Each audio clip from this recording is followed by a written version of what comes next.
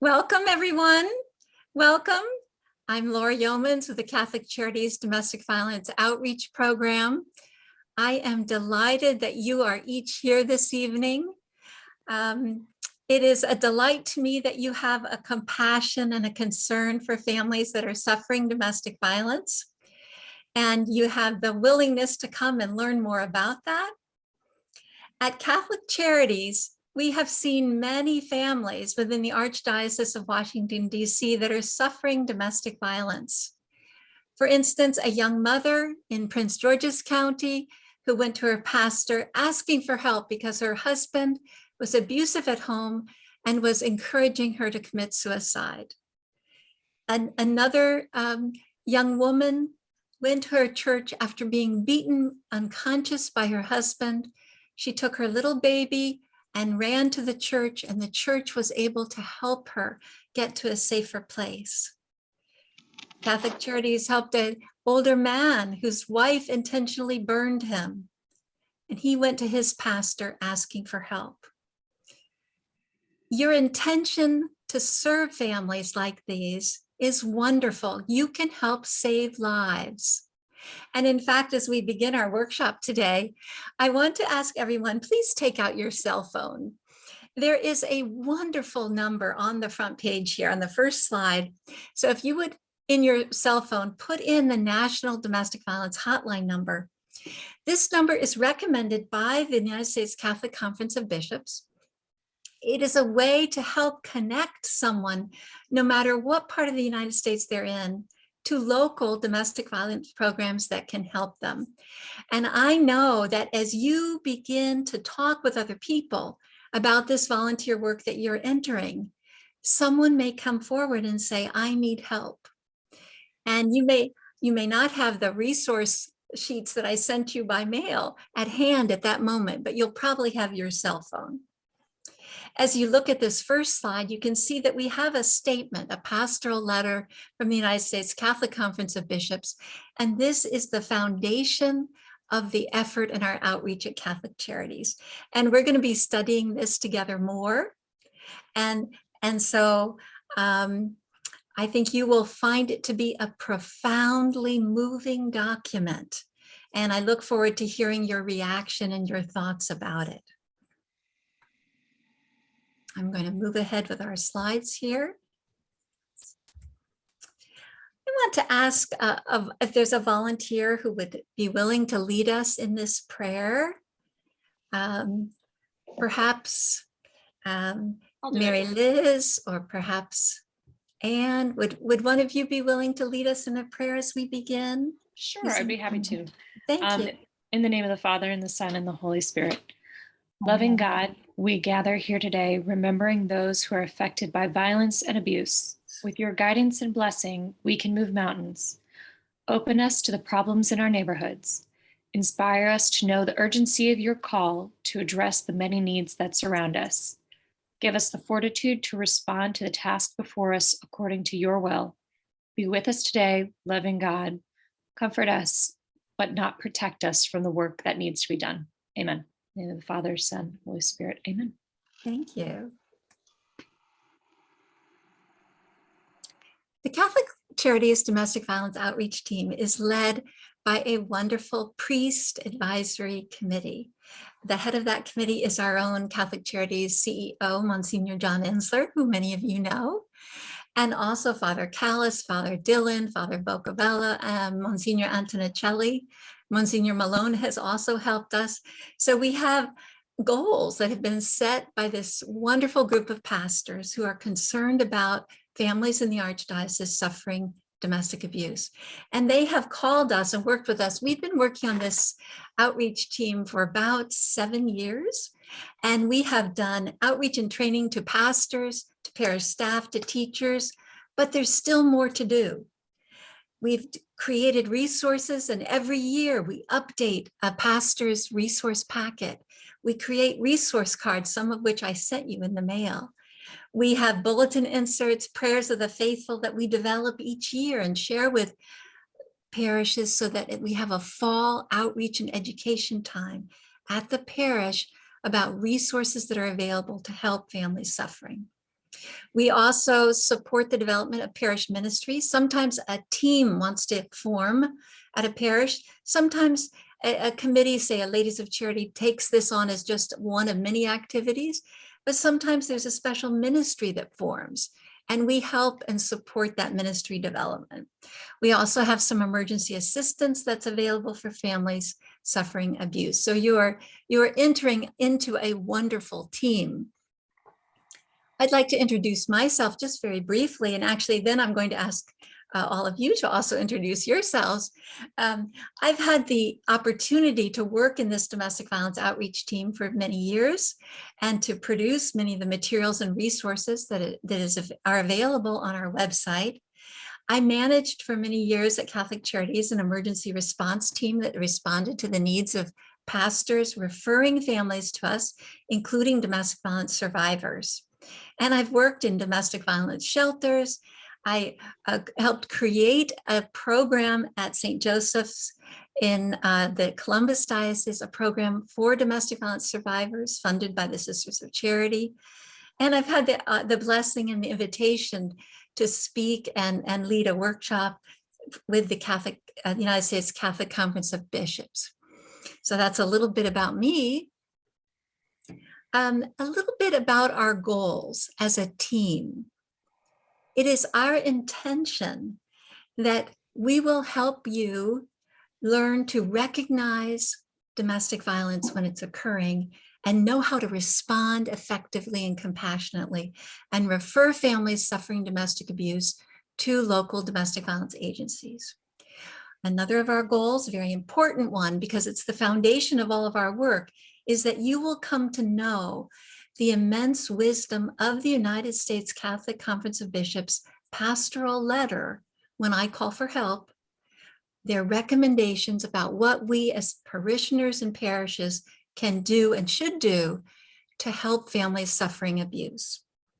We're going to also present to you, not tonight, but in coming training sessions, information about the key warning signs that a domestic violence suffering situation might be very lethal, that the family members involved might be killed. So you would recognize that. We're also going to give you an abundance of outreach materials. And I invite you to check out our CatholicCharitiesDC.org/Family Peace website, where all of these materials are downloadable. And I'll be giving you that link address, that website address as well a little bit later. We are inviting people who like to do presentations and going to work with you with the development of short presentations. For instance, 4-minute presentations that could be given after Mass, could be given to a women's support group. A women's prayer group. And those of you who are coming, some people who've joined our team, and we currently have 20 volunteers doing domestic violence outreach. You are joining that team, those members. And some people coming have tremendous experience. We have a policewoman detective, mental health counselor, nurses. So if you want to do larger presentations with us, that's a possibility as well. And in each of our training sessions, we're going to begin thinking when, how, and where can we get out the word that help is available, that the church is ready to help domestic violence survivors. And the last note on the page, we're going to respond to the priest advisory committee requests when they have ideas or if they ask us for help in a certain area. I'll let you know in case you want to help us in that direction. So I mentioned that we were going to ask you to do introductions for yourselves. And what I'd like to do is I'm going to divide us into small groups. And Mary Jane and Anne have agreed to be small group leaders. And what I'd like you to do is take time. We'll have 10 minutes for this part because I want you to come in to know each other. Often our volunteers help each other and we can work together on some of the literature development, on the projects that the priests may invite us to share. I want you to know each other. So share your parish or your affiliation. I know we have one Georgetown University student who's joining us, for instance. So an affiliation that you'd like to share, a parish that you'd like to share, and why do you want to join this domestic violence outreach team? Why are you called? Why is the Spirit calling you to this ministry?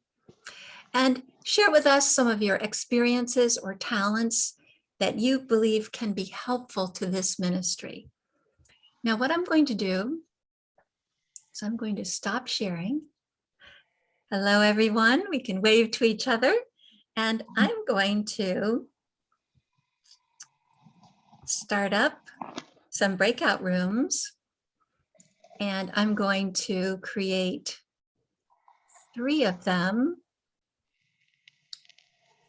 And I hope you will accept the invitation to join those 3 rooms. Okay, and we will have 10 minutes. And I'm going to just check the time. So we'll be coming back at 7:22. And let's go ahead and meet each other. All right, here we go.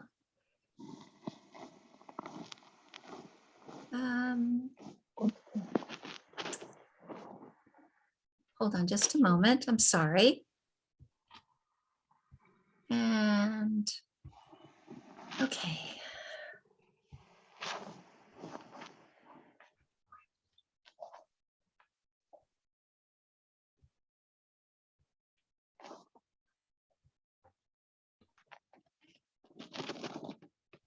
I'm sorry, it's taking longer. Do you know we have a lovely attendance tonight? And I'm so glad that everyone is here. And I'm just checking who's in each room. And now we're going to go ahead. Thank you for your patience.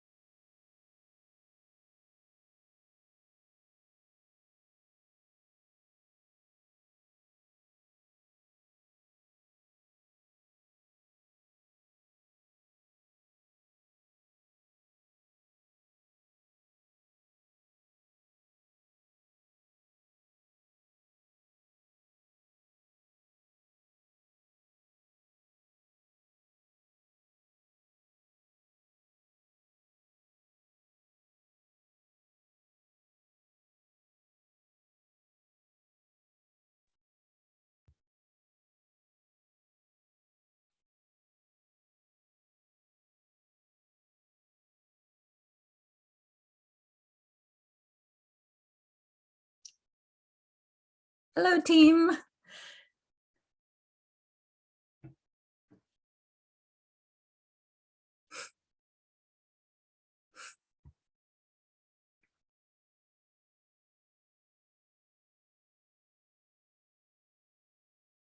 They were given a few more seconds to finish up.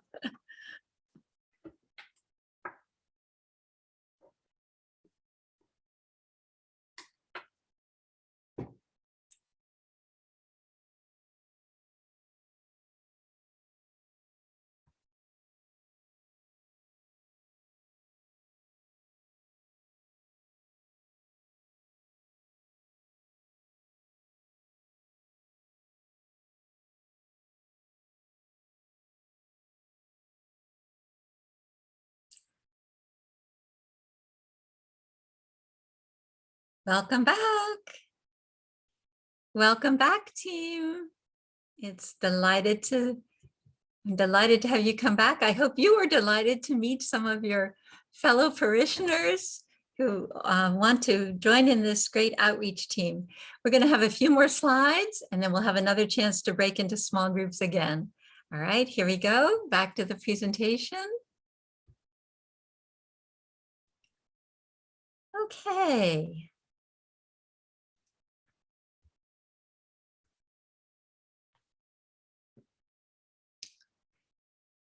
As I mentioned before, the foundation of our work in doing outreach on domestic violence is based on the pastoral statement of the United States Catholic Conference of Bishops.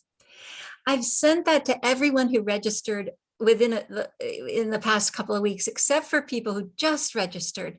And if in fact you personally have not registered yet, please stay on at the end of the workshop. I want to be sure and get your email, because I'm going to send you this document. We'll be reading it and studying it together. I want to focus for a few minutes on some of the key goals of the United States Catholic Conference of Bishops. It's interesting to me, it's very moving to me that in seeing families suffering domestic abuse, the bishops say the first focus, the first goal is safety for the victim and the children. That is the first goal. Yeah. The second goal, accountability for the abuser. Now, we'll talk a little bit about that in future trainings, but most of our time in the training together focuses on that first goal. How can we be agents to help women and children who are in danger to get to safety?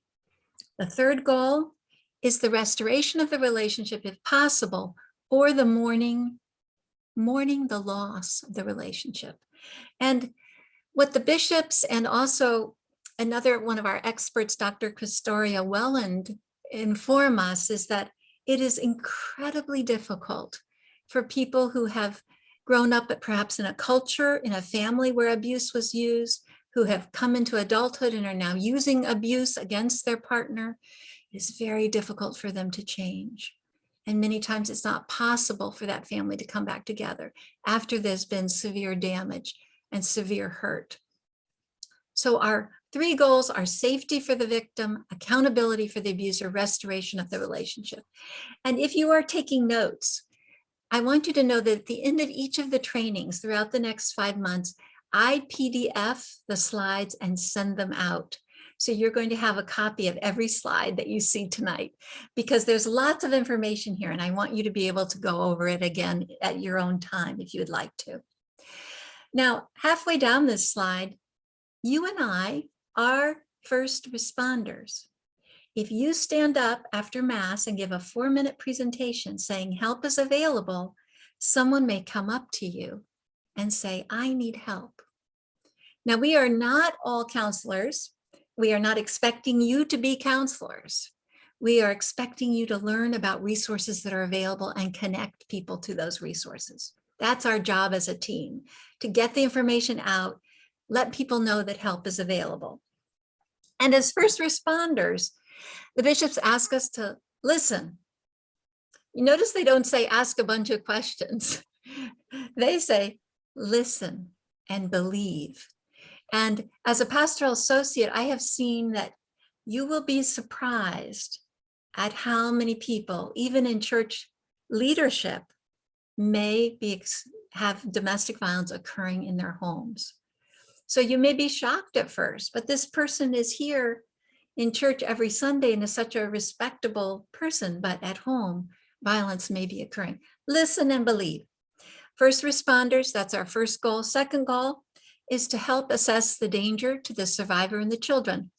And as one of our trainings, I'm going to present to you information of the signals that demonstrate that it's possible this family is in lethal danger, so that you can help people, encourage them to get connected to those services that will help do a safety plan, that will help them get to a shelter, that will help them reach the church's first goal, which is safety for the family. And then the bishops ask us to refer to counseling and other specialized services. And look, in this document, the bishops are referring to the National Domestic Violence Hotline number. So if you just joined us maybe midstream here, I ask everyone to put this number, please, in your cell phone so that you're ready, you have it. If your auntie in Baltimore calls, if your grandmother from Chicago, your sister here in Washington, D.C., we can use this number to connect any of those women and or men with help that's available. At the very bottom of this slide, I'd like to alert you to something that many times people think, well, maybe we should just get this family that's where the man is beating up his wife. We need to get them into couple counseling, and this will solve the problem. But look what the bishops say. This is a direct quote from them. It's important to note that when dealing with people who are abusive, who abuse, couple counseling is not appropriate and can endanger the victim's safety. So if a couple comes into the priest says, tell me what's going on. How can I help you? A victim, someone who's surviving domestic abuse, cannot actually answer that question honestly. Or when she goes home, he may beat her up for speaking the truth, embarrassing him in front of one of his peers, one of his, a leader in his community, his pastor. So the bishops actually recommend, and so do domestic violence professionals, we recommend that counseling occurs separately, that people who are abusive get training and counseling for their abusive behavior, and people who are surviving domestic abuse go to the domestic violence shelters.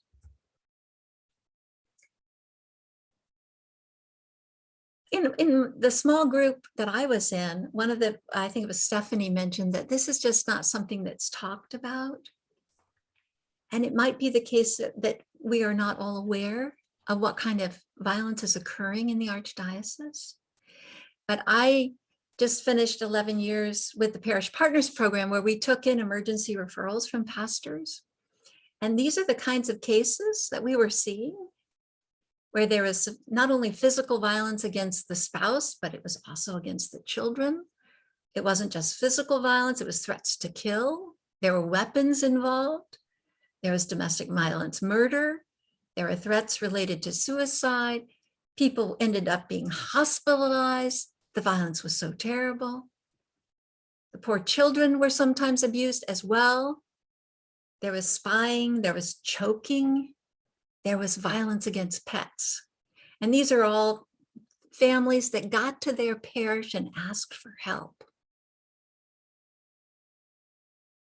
And we need to be sure in the work that we are going to do, the outreach we do, that people they might ask at your parish, might it be the teachers, the office staff, the pastor, the vicar, that everyone knows help is available and how to make a referral. The situation is actually quite dire. Nationally, 1 out of 4 women, 1 out of 7 men have experienced severe physical violence, being kicked, beaten, burned, choked, or having a weapon used against them. 1 out of 4. Now, if you sit for a moment and think, let's say there are 250, well, let's say there's 1,000 families. I imagine For instance, at St. Camilla's, it might even be more than 1,000 families, but 1,000 families go through the masses at your parish over the weekend, Saturday and Sunday. You could have 250 women who have experienced severe physical violence, because Catholic families are not exempt from this statistic. In fact, they average the same as the general population. Now, some of those 250 women have left the abusive situation, but some of those 250 women are today in your parish. They are suffering domestic violence at home and they need our help. Now, if you add in a combination of sexual violence, stalking, and physical violence, you could have 1 out of 2, 1 out of 3 women in your parish who've experienced this terrible violence.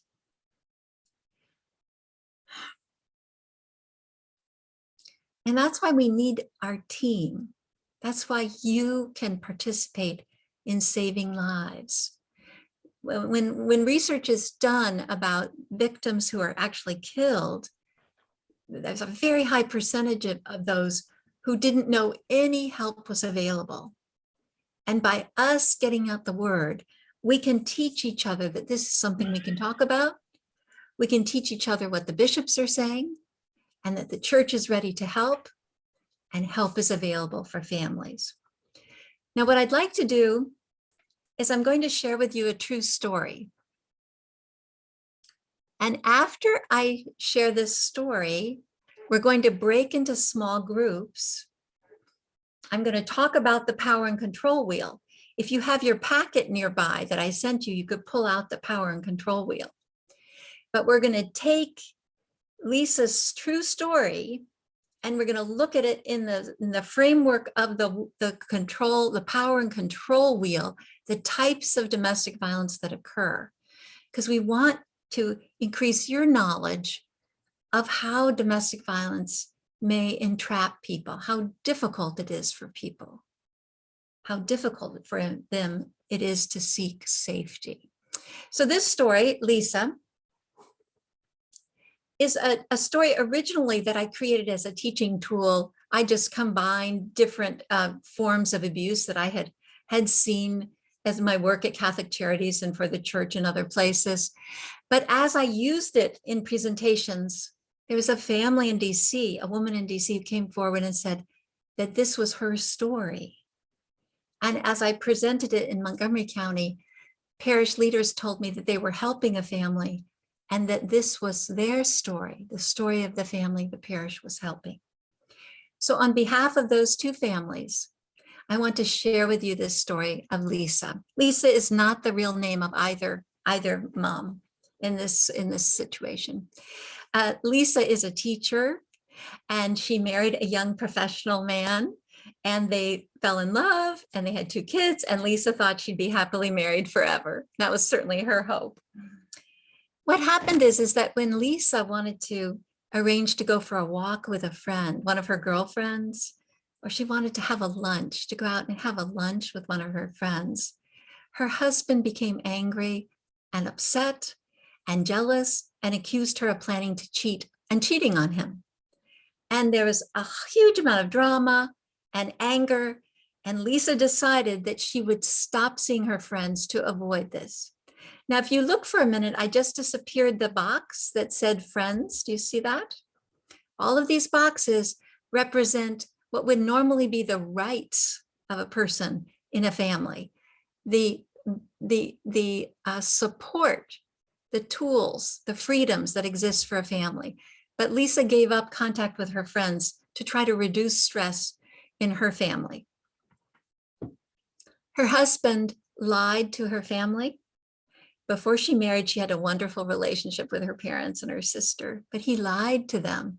He told them that she was mentally ill, that she was abusive, that he was the one holding the family together. And he had a very professional presentation.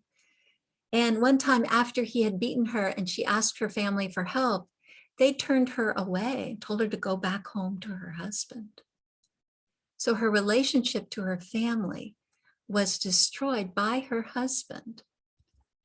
They both worked, but he began to not want her to work. And sometimes He would beat her if she was going to go to work, or he'd threatened to beat her if she went to work.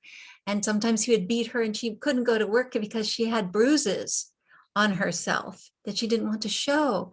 And she missed work, and then he would call her if she was working. He would call and harass her, and she missed work and she lost a job and she lost another job. And then he decided that he wanted to renovate the kitchen and insisted she take all of her retirement savings out of the bank so they could do that. And at the same time, he emptied their joint bank account. Lisa lost all of her access to money in that moment. He was still working, but he didn't share with her the resources. They didn't divide it. They didn't decide together how to spend the money. She had to beg for money for the necessities of the household, including food. And sometimes he would beat her when she asked, so she and the kids are hungry. He also insulted her, called her names, said she was fat and ugly, and insisted upon threat of being beaten. She could not eat or drink even a cup of coffee by herself without his permission. She had to text him if he wasn't at home and ask for permission to have a drink. She had medicine and he took it away and told her to grow up. She didn't have money to replace that prescription. With all of this, during an abusive situation, the mind is traumatized, and a traumatized mind has more trouble making plans, has more trouble making decisions, and she forgot to renew her license. And this was a little ways back when you actually had to go to the motor vehicles department to renew your license, and she couldn't go because he would never take her, and she stopped driving. Every day coming home from work, he examined her cell phone. He checked, he called back anybody who had called her. He checked who she called. He checked what web pages she went to. She stopped using her phone because she got beaten up over any call that came in. One day he decided, we're going to the beach. And she thought that would be wonderful. But he said she was not to come. And he left for the beach that day, and he didn't come back for 2 weeks. And during those 2 weeks, her fear grew that she might never see her children again. And they were her treasure. And he came back and he said, if you ever complain to anyone, if you ever leave, I'll get custody of these kids and you'll never see them again. And you know what that felt like. And she didn't know her parental rights. And now she had no job and no money. And she believed maybe he would get custody of the children. And then he began, as he left for work each day, to shut the door and put a little piece of paper on the top of the door. And he said to her, if that little piece of paper isn't there when I get home, you'll be sorry. And she never used the cell phone. She never called her friends or talked to her family. And she never opened the door to her house because he would beat her. If the wind took the little piece of paper away, he would beat her. And one day he beat her so badly, she was hospitalized. And in that day, she had lost her freedom of movement, her mental health, her physical safety. And what was left? She was allowed to go to church. In fact, I was talking with a domestic violence survivor today. She was allowed to go to a prayer meeting while everything else had been taken away. And it was at the prayer meeting, it was at church, that she found help. Now, in a situation very similar to this, in a case where I was able to help this a very similar mother, the church helped her with rent money for a tiny apartment, and helped her with food, and helped her get to a women's support group. And this particular woman became a support in the community. She became a woman helping other women surviving domestic abuse. She took her little baby and stayed in her little apartment. But the next month when I went to visit her, she had let another domestic violence victim move into her sofa. And so she had a tiny bedroom, and in her tiny living room, another woman was living. The next month I went back, they had taken in another abused woman who is now sleeping literally in the floor of the tiny kitchen. And I hope that you have the opportunity to help someone who's suffering domestic violence, because you're going to see the face of Christ. You're going to see what suffering love is. You're going to see women who are so strong that they have survived all of this abuse and they want to get to safety. So you and I can make a difference for them when they come to the church, when they come to your church. Now, I mentioned we were going to analyze Lisa's story based on the power and control wheel. Now,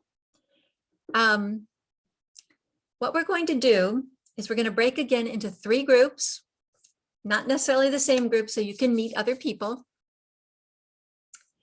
There are 2 leaders.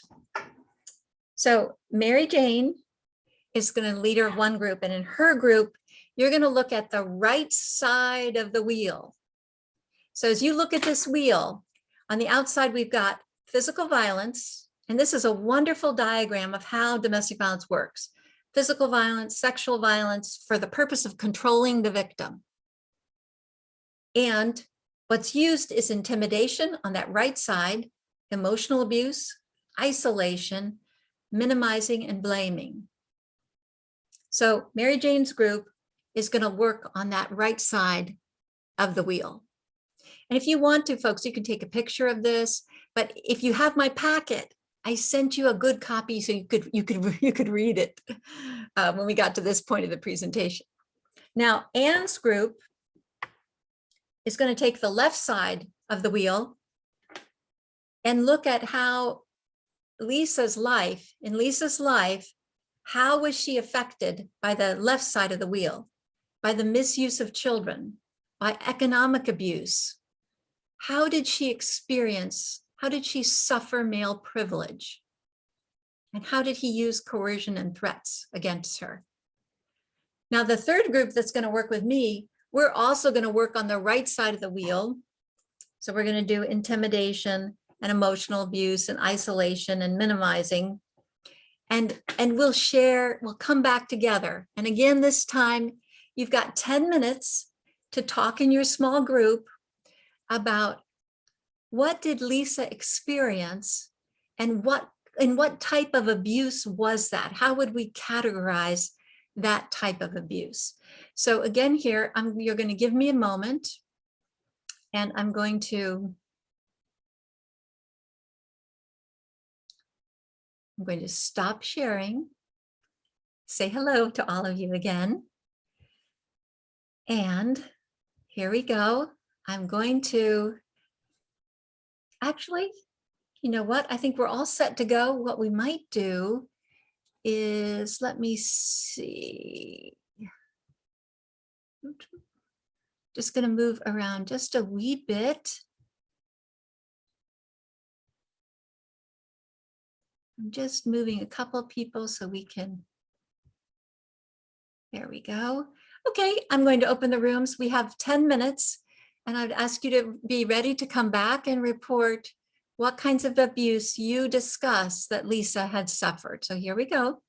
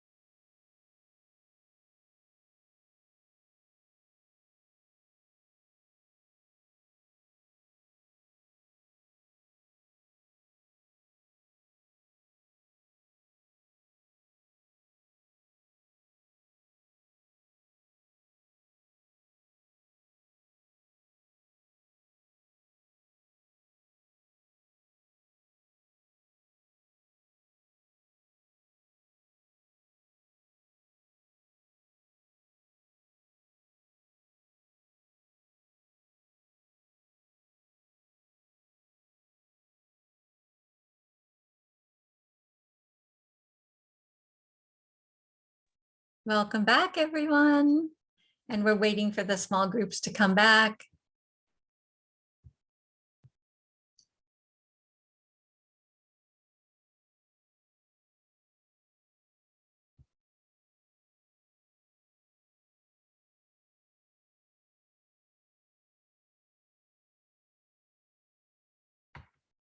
Thank you, team, for joining me. And the other teams will be back here in just in 1 minute.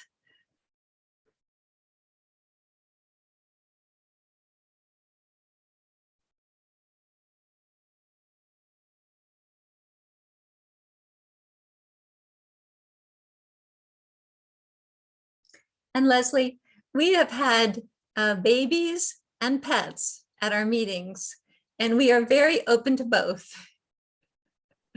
Babies, children, and pets. So it's nice to see. She's my youngest, I should say. That's mine. She's my baby.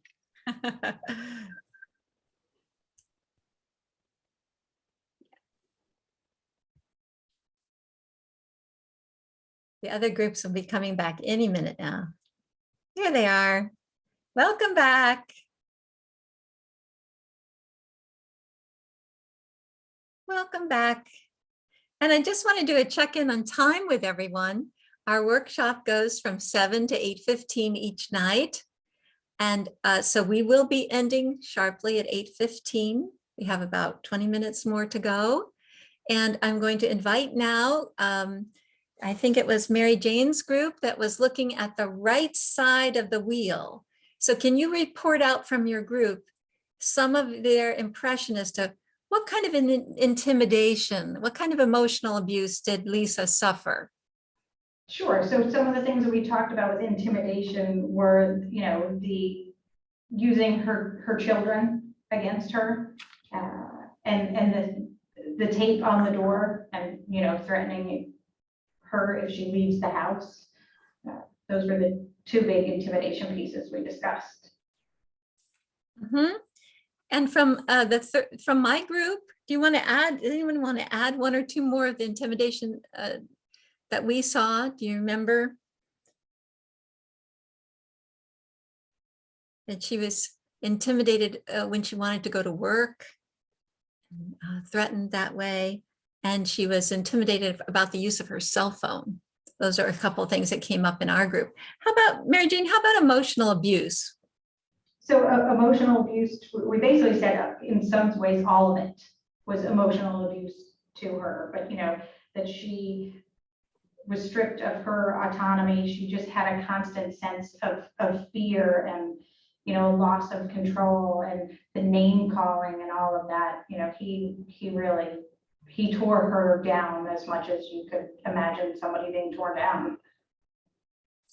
Definitely. And our group thought the same thing, and then thought it was particularly, you know, so emotional for him to use the threats against the children. It was just so terrible. What about isolation, Mary Jane, in your group?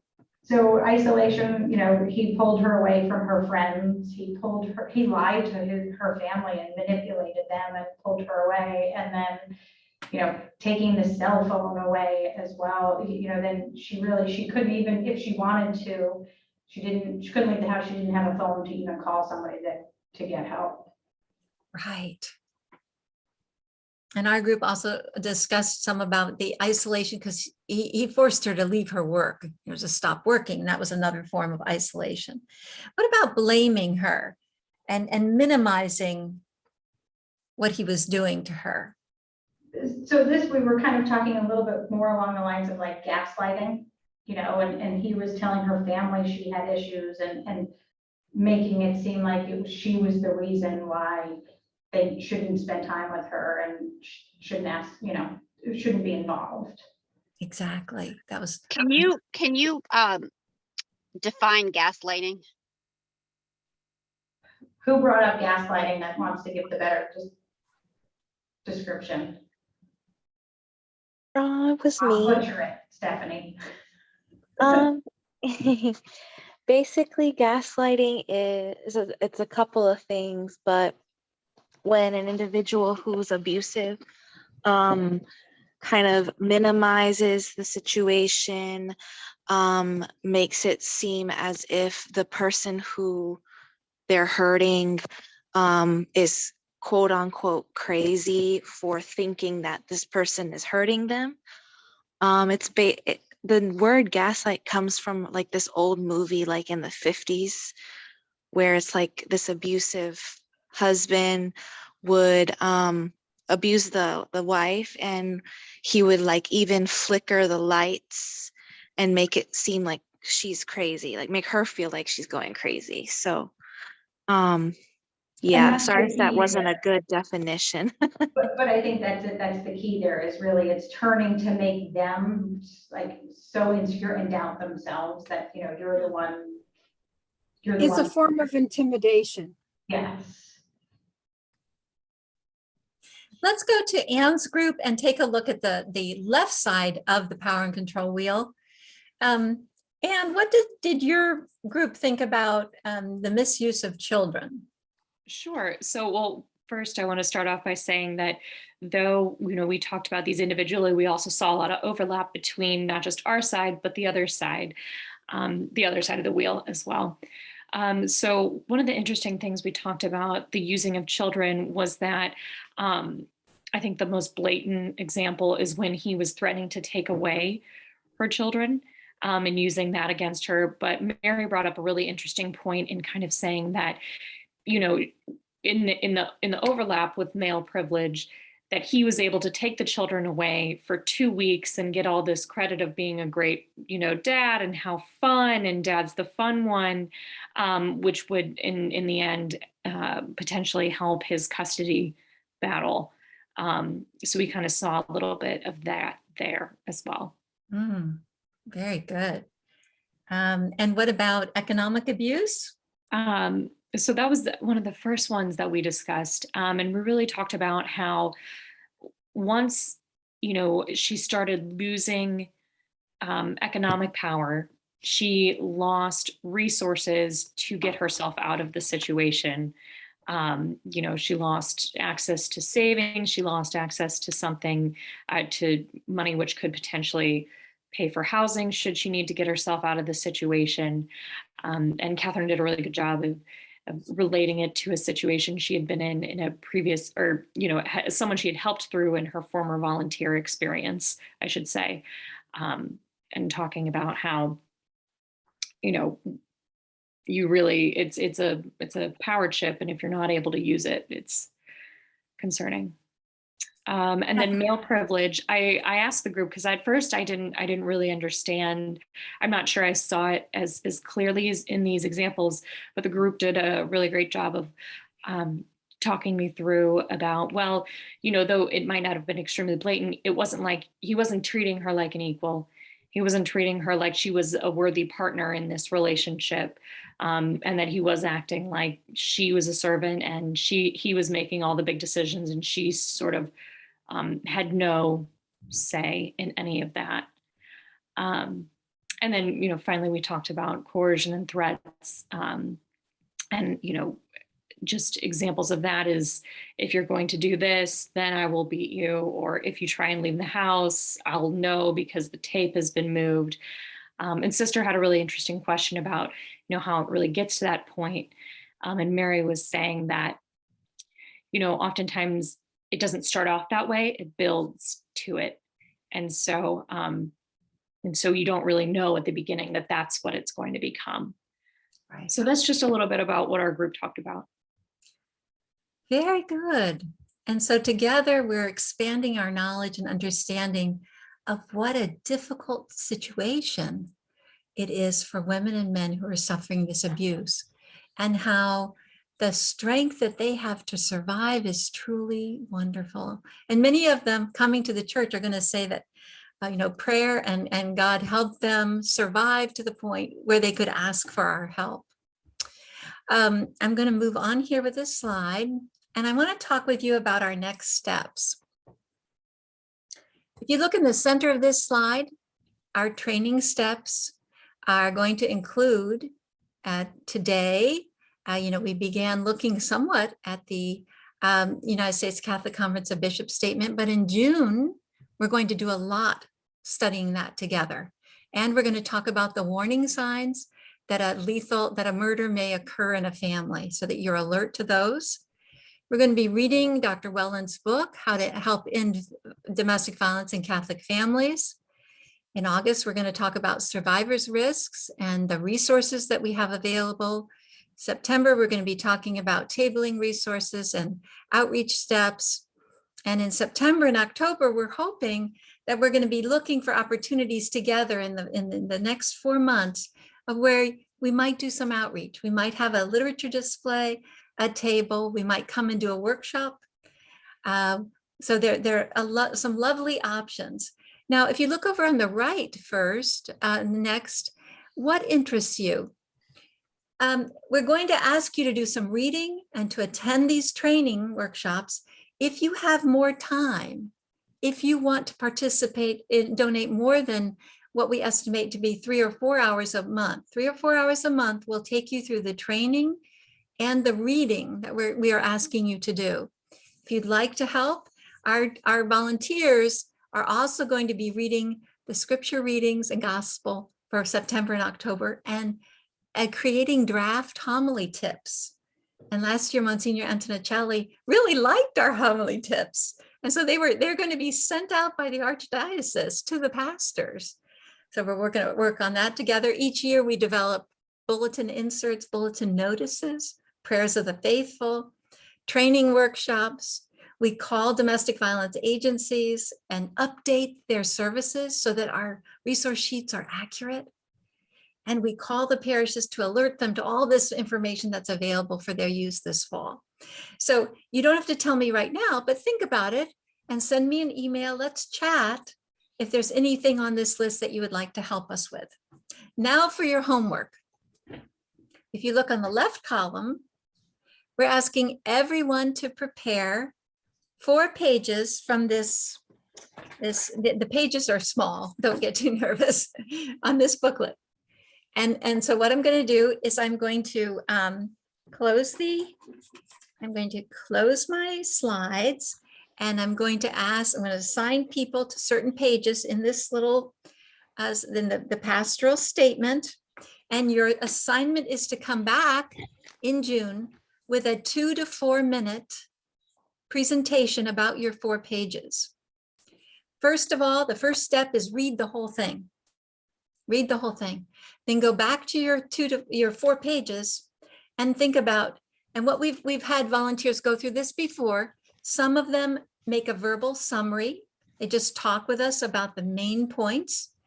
Some of them are so touched by paragraphs in their 4 pages that they come back and they read to us certain excerpts, because you're going to find really profound statements here that are going to surprise you and that we need to be familiar with in order to educate our parishes about what they're saying. We've also had people come back with a couple of slides, but it's really going to be very informal. We're going to break into our small groups like we did today, and you're going to give your brief presentation to a small group, because we're going to practice together how we're going to talk about this.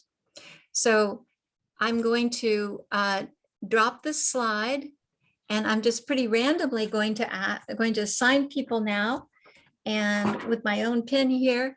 So Leslie, your pages 1 through 4, as so is Marcella. You are on pages 1 to 4.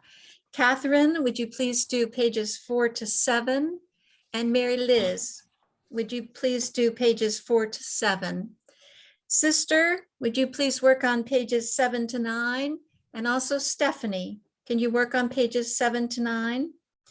And Mary Jane, could you work on pages 9 to 12? And Spring as well. And Anne, I'm going to put you back up on pages 1 to 4.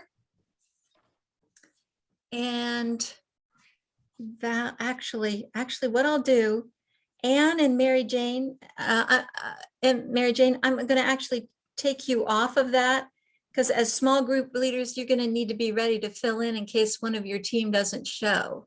Okay. So Mary Jane and Anne, you're off of the roster because you have a larger job if you're willing to accept it. as a group leader. And Valerie, could you please work on pages 9 to 12? And we are right on time. And that means it is time for your questions. Everybody have your homework assignment? You're good? Okay.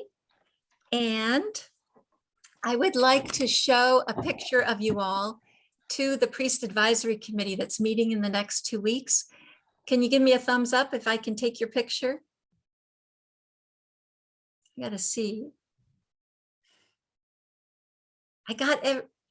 Joanne, are you okay if I take a picture of the screen? Okay, hold on just a second. I'm gonna print to the screen and that way I can show them. They'll be thrilled to see you. Let me see if it came out. It came out. All right. And coming back, I'd like to ask, is there any one who has a question? I didn't get any of the, because I just registered, so I don't have any of the materials yet. So I'm not sure what I know I'm page 1 to 4, but I don't know what I'm supposed to be reading. It's coming. I put Okay, it in the mail to you. Okay. Just give me a call Monday or Tuesday next week if it doesn't come. okay. Everybody else I think has registered. Everybody else has your material, your packet? Okay. Yes, and Catherine, you still have your packet from last year? Or do you need a new packet? Laura, yes, I do have my packet. As a matter of fact, I pulled it out of my file cabinet and I want to say thank you so much to, and I promise not to take everybody's time, but I did want to say thank you because last summer my mother got ill. Her cancer came back and she passed away. So I know I dropped the ball. I didn't even send you my my COVID vaccination card. I didn't keep track of my hours or any of that. But I do apologize, but I promise I'll do much, much better now. Thank you. Thank you for telling me, and I'm sorry for your loss. Thank you so much. And I'll send you the card, and we are keeping track of the hours again. Is that correct? Or Okay, so now let me tell you something. Everybody else is going to be surprised. What? Keeping track of hours? But you are all invited to be official Catholic Charities volunteers, but it just happens that you're in between their orientation programs. So some of you came in at the end, but they just closed it. So I think like Anne, maybe Mary Jane, you're official volunteers with Catholic Charities. The rest of you, I hope as we continue in the summer, as soon as they open up the registration to be officially a volunteer with us, I'm going to send you the application. And then they ask you for your vaccination card. And then they ask you to attend an orientation session in the fall. So that is another step. But for right now, you are welcome to be with us as unofficial. You're volunteers. They just have these windows where they officially orient people to the ethics of Catholic Charities. You'll just have to wait until August or September when they'll have like 4 or 5 of them, and you can attend then one of those sessions. Any other question? Because we're going to end right on time at 8:15. I have a question. The next date is when again? Oh, thank you so much let's make that very, very clear. So what we're going to do is go back to my last slide here, and it would be the first Wednesday of every month, May through September. So that will be June 3rd at 7 p.m. I think June 3rd is a Friday, June 1st. Really? yes, June 3rd is a Friday. Yes, I did. My son is he was married during COVID. His ceremony is that weekend. So I So know, you know it well. I Oh, know. So it's I'm June so glad. 1st. Thank you so much. You know what? So June We 1st. have a mistake, but thank you so much because you raised June that 1st. issue. We now It's know June it is June 1st. That was my mistake. Okay. So it must have been June 3rd last year or something, but June 1st, the Okay, first perfect. Wednesday of each month, June 1st. Perfect. Thank you so much at 7 p.m. We're a team. We can help each other. Thank you, friends. Thank you Thank for your you. kindness and your intention to serve. It was a delight to be here with you. And thank Thank you you, to Laura. Anne. Thank and you, Mary Jane. Laura. Have a wonderful night. Okay. Harold.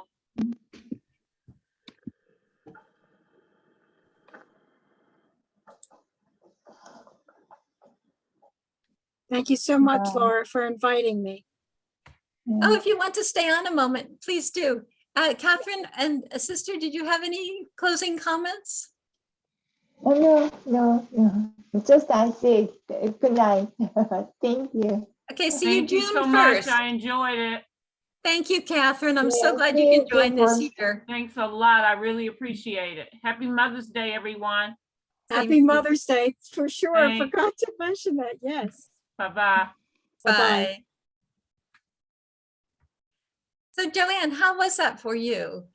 That was very nice. Thank you very much. I think this is really good as a understanding this in a little bit